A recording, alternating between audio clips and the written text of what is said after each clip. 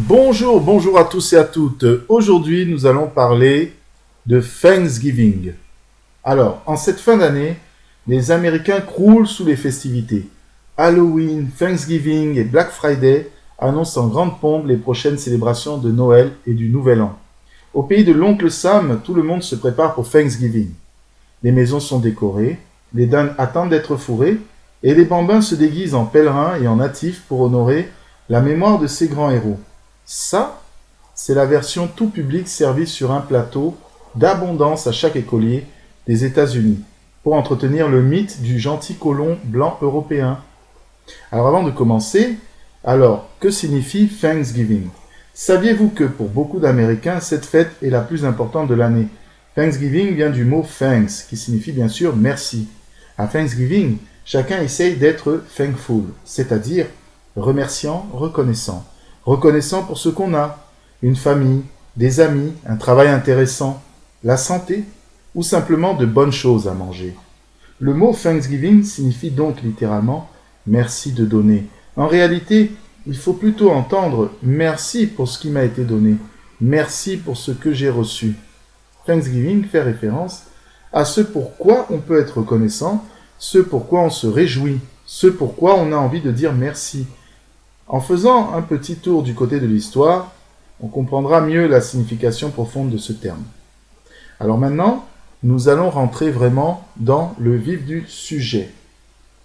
Alors, il était une fois les pauvres puritains anglais persécutés par le méchant roi Jacques Ier.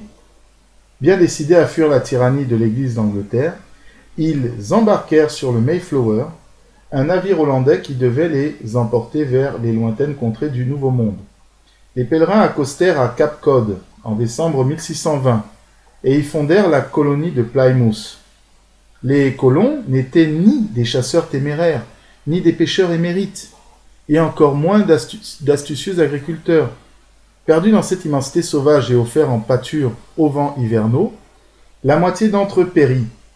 Au cours de l'année 1621, les puritains rencontrèrent les Wampanoag, une tribu amérindienne qui partagea ses connaissances avec ces étranges envahisseurs.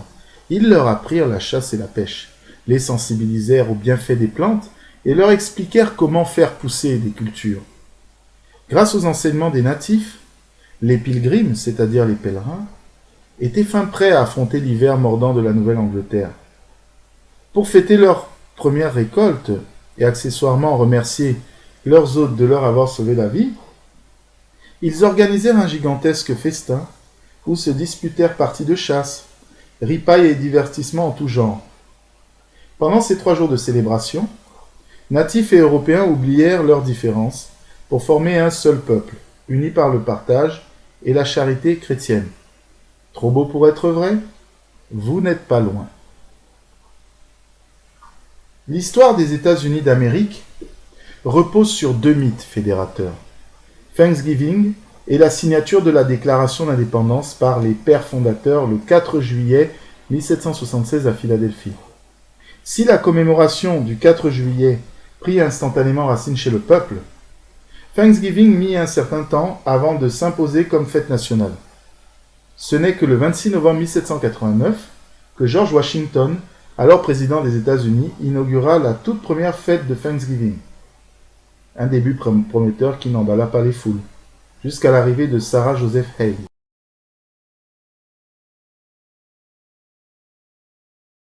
L'illustre auteur de la comptine Mary Had a Little Lamb s'inspira du journal du gouverneur Bradford pour écrire Northwood, A Tale of New England, où elle narre justement le premier repas que les colons partagèrent avec les natifs.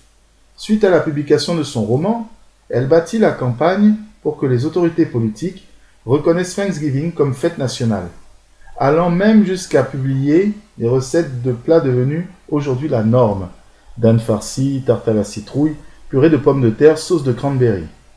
Et tant pis si les pèlerins et les natifs n'ont jamais mangé de dinde, mais du gibier, ni de pommes de terre, qui firent leur apparition un siècle plus tard.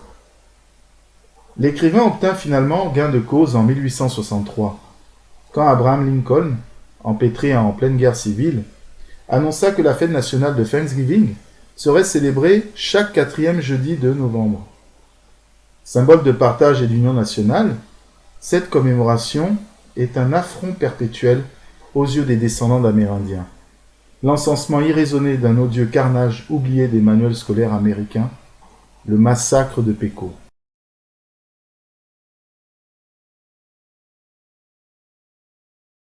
Les premiers pas des colons sur le continent américain ne furent pas dirigés par la lumière divine illuminant la terre promise, mais jalonnés de squelettes, de crânes et de ruines. N'importe qui de normalement constitué aurait vu là un sinistre présage, un funeste avertissement. Mais pas le gouverneur Bradford qui loua le Seigneur de les avoir guidés sur ces terres délestées de leurs propriétaires légitimes. Le timing était parfait.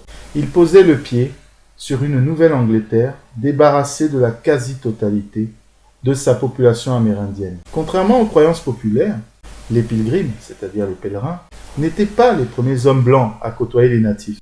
Les explorateurs, commerçants et missionnaires européens étaient déjà partis à leur rencontre au XVIe siècle.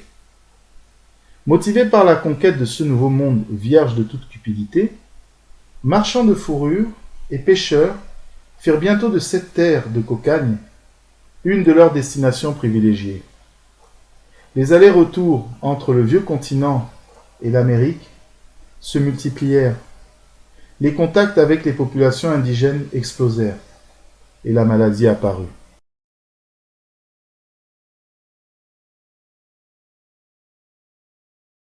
De 1616 à 1619, l'ensemble des tribus amérindiennes de la façade atlantique furent décimées par un mystérieux fléau qui n'avait aucune emprise sur les Blancs.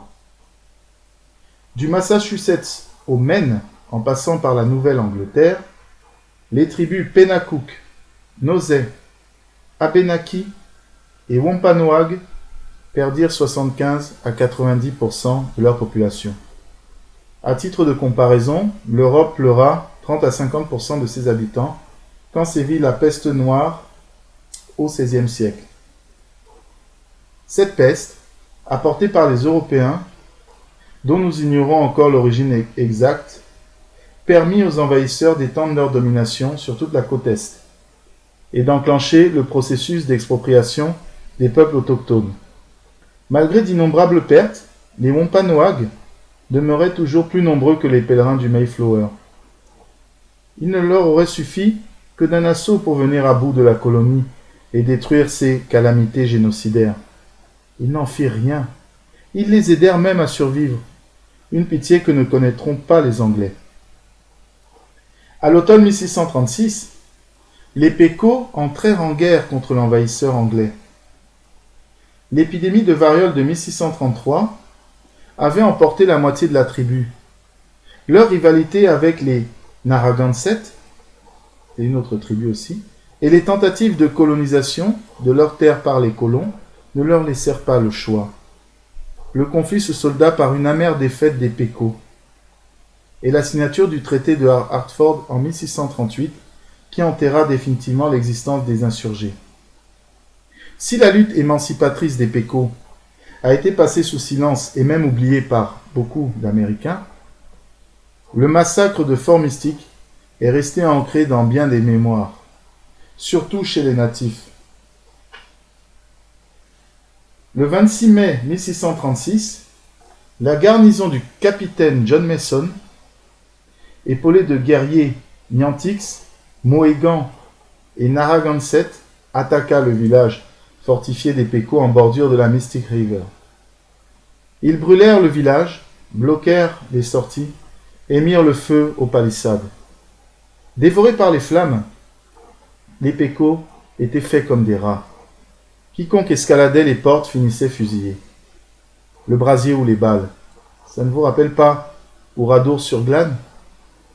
Ce 26 mai 1636, 500 hommes, femmes et enfants furent exterminés à cause de la couleur de leur peau.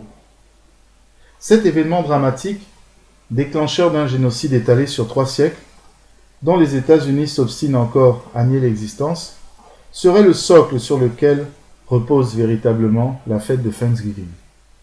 C'est en tout cas l'avis de l'Université du Connecticut, selon Republic of Yakota, qui nous rappelle que William Bradford, le gouverneur de la baie de la colonie du Massachusetts, déclara plusieurs jours après la tuerie qu'il s'agissait là d'un jour de gratitude, remerciant Dieu que leur homme ait éliminé pas moins de 700 hommes, femmes et enfants. Dorénavant, ce jour sera un jour de fête et de remerciement pour la défaite des Pécos.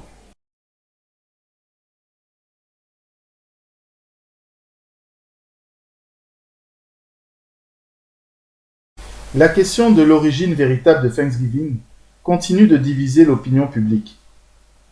Les descendants de natifs restent convaincus que cette fête est associée à un odieux massacre de populations indigènes, tandis que la grande majorité des Américains ne voient en cette fête de novembre qu'une célébration des valeurs humanistes et chrétiennes qui unirent le temps d'un festin, colons et natifs. Dans un cas comme dans l'autre, les Amérindiens demeurent les éternels oubliés des commémorations nationales, comme si le premier génocide de l'histoire moderne valait moins que tous ceux survenus au XXe siècle.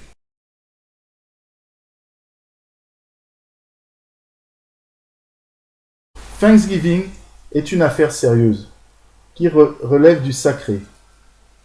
Les citrouilles rescapées du massacre d'Halloween sont réquisitionnées pour la confection de délicieuses tartes. Les élevages de dindes se vident comme les tribunes d'un 3 mètres. Et les canneberges deviennent le fruit le plus consommé du pays. Non content d'alimenter la filière agroalimentaire comme aucune autre fête, Thanksgiving permet aussi aux professeurs des écoles de lâcher du lest et d'imposer des travaux créatifs à leurs petits élèves. Fabrication de coiffes de chefs amérindiens, dessins de dinde, cuisinés ou sur 2 pieds, au choix. Production de chapeaux de pèlerins en papier, spectacle live. Tout le pays vit à l'heure du mythe Thanksgiving, qui prône les repas en famille et les bons sentiments. Plymouth, c'est le berceau historique de Thanksgiving. La première colonie de la Nouvelle-Angleterre fondée par les Pilgrims, donc c'est-à-dire les pèlerins, est un lieu de pèlerinage pour tous les inconditionnels de la deuxième fête nationale. Les commémorations qui s'y déroulent sont à des années-lumière de l'exubérance et du mercantilisme ostentatoire de la parade new-yorkaise. Elles respirent l'authenticité. Enfin, à condition qu'on aime les défilés en habits d'époque qui dépeignent le festin de Thanksgiving, comme étant une gigantesque fiesta où colons et natifs sont devenus les meilleurs amis du monde, si ces réjouissances vous écœurent, vous pouvez toujours rejoindre les United American Indians of New England, qui, comme chaque année depuis 1970, se réunissent au sommet de Coles Hill pour célébrer le jour du deuil.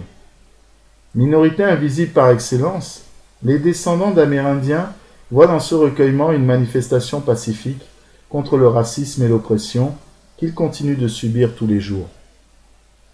En novembre, CNN s'était emparé des chiffres du Disease Control and Prevention pour montrer que le taux de natifs américains tués lors de contrôles de police dépassait celui de tout autre groupe ethnique. Les affronts envers les natifs sont si nombreux qu'il nous serait impossible de tous les lister. Le génocide amérindien, les violations des traités signés avec les États-Unis, la construction du mont Rushmore sur une montagne sacrée, le massacre de Wounded Knee et leur situation actuelle n'est guère plus enviable. Ils présentent 770% de risque en plus de mourir d'alcoolisme et leur taux de chômage et de suicide atteignent des records inégalés dans les autres communautés du pays. Presque 400 ans ont passé depuis le premier repas de Thanksgiving, et les natifs sont passés de maîtres des lieux à minorité fantôme, encombrant vestige d'une époque peu glorieuse que l'Amérique préfère oublier à coups de dinde farcie et de purée de pommes de terre. Dans son article « Occupation et génocide en guise de découverte », Jérôme Duval estime qu'entre 1492 et 1600, près de 95% de la population amérindienne aurait péri sous les maladies européennes, les conflits armés et le travail forcé. Nous parlons de la mort de plusieurs dizaines de millions de femmes et d'enfants.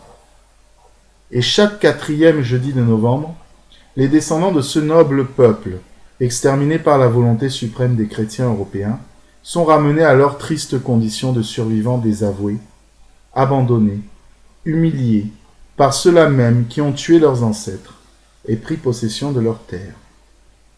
Alors, comment trouvez-vous votre dinde ?